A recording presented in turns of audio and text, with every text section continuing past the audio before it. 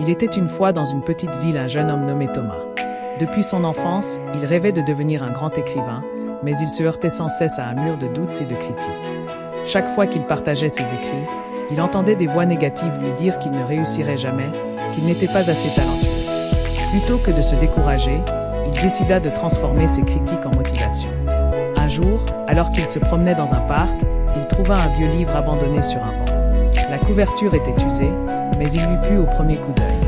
En l'ouvrant, il découvrit des histoires de personnes qui avaient surmonté des obstacles pour réaliser leurs rêves. Cela l'inspira profondément.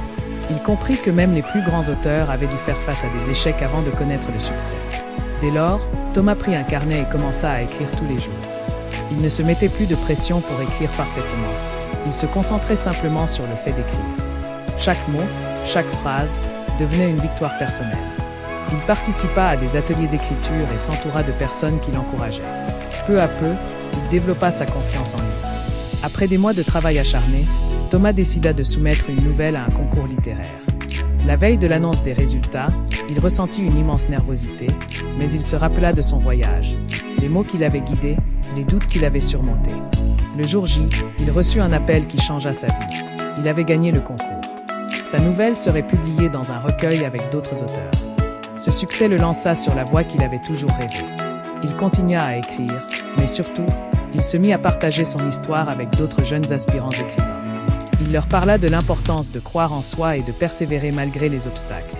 Thomas comprit que la motivation ne venait pas seulement de l'extérieur, mais aussi de l'intérieur. Chaque échec était une opportunité de grandir, et chaque victoire, aussi petite soit-elle, était un pas de plus vers son rêve. Ainsi, son histoire se propagea, inspirant d'autres à suivre leurs propres rêves, à croire en eux-mêmes et à ne jamais abandonner. Car parfois, la plus grande victoire est celle que l'on remporte contre ses propres doutes et peurs. Et c'est ainsi que le voyage de Thomas, tout en étant celui d'un écrivain, est devenu celui d'un homme inspirant pour les autres, rappelant à chacun que la motivation peut naître de la passion et de la persévérance.